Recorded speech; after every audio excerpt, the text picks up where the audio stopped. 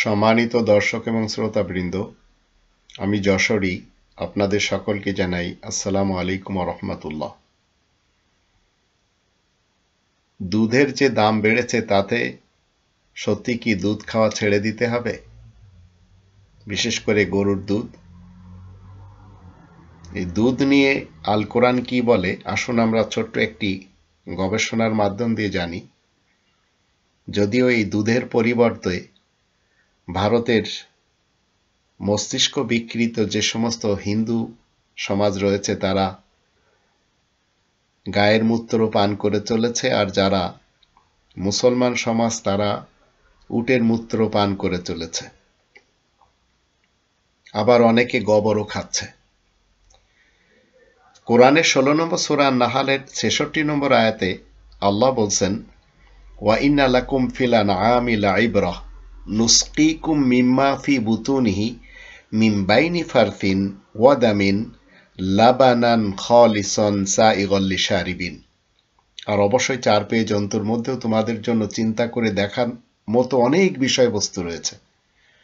এসবের পেটের মধ্যে গোবর এবং রক্তের মাঝামাঝি যে বস্তু রয়েছে তাই তো খাঁটি দুধ, যা পানকারীদের জন্য চরম তৃপ্তিদায়ক, তা যে আমি তোমাদেরকে পান করিয়ে থাকি।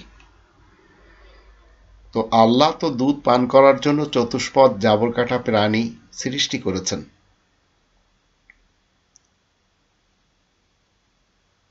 এই জাবরকাটা চতুষ্পদ প্রাণীগুলি যারা আমাদেরকে দুগ্ধ পান করার ব্যবস্থা করে দেয়, মনে রাখবেন এরা সবাই যে ঘাস খায়, সে ঘাস তার পাকস্থলীতে একত্রিত হলে পাকস্থলী কি করে সেটি সিদ্ধ করে। পাকস্থলীর এই ক্রিয়ার ফলে খাদ্যের বিষটা নিচে বসে যায় আর দুধ উপরে থেকে যায়, আর দুধের উপরে থাকে রক্ত। এরপর যকৃত এই 3 প্রকার বস্তুকে পৃথকভাবে তাদের স্থানে ট্রান্সফার করে দেয়, ভাগ ভাগ সেক্টরে ভাগ করে দেয়। রক্ত পৃথক করে রগের মধ্যে চলে যায়, আর দুধ পৃথক করে এই চতুষ্পদ প্রাণীর স্তনে পৌঁছে যায়। এখন আমরা যদি মনে করি এই যে সিস্টেম বা এই ক্রিয়া মানুষেরা তৈরি করেছে, সেটি কখনো সম্ভব না।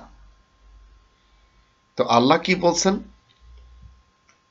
গোবর এবং রক্তের মাছ থেকে তৈরি এই দুধ আল্লাহ বলছেন যে নুসকিকুম, আমি তো পান করিয়ে থাকি।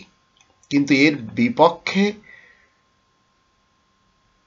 বিপক্ষে দাঁড় হয়েছে ব্রাহ্মণ সমাজ, দাঁড় হয়েছে মৌলবী সমাজ। এরা উটের মূত্র পান করায় তাদের অনুসারীদেরকে, আর ওরা তাদের অনুসারীদেরকে গায়ের মূত্র পান করায়।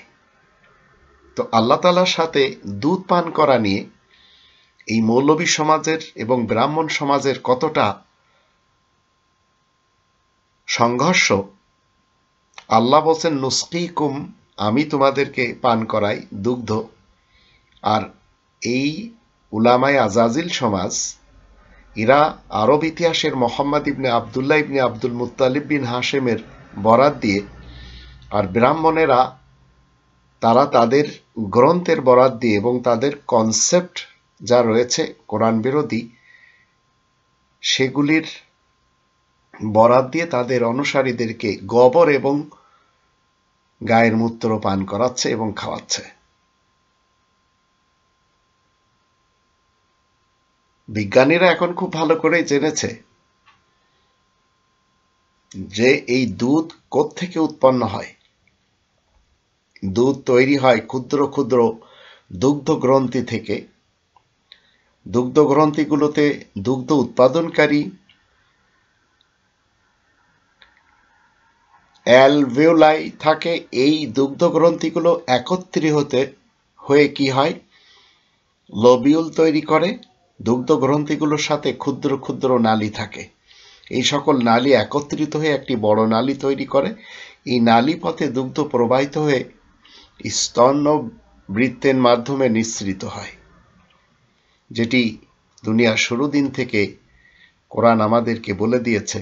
আর আজ আমাদের সকলকে পথভ্রষ্ট করার জন্য এই উলামায়ে আজাজিল সমাজ তারা মানুষকে কি করছে, তাদের অনুসারীদেরকে দুধের পরিবর্তে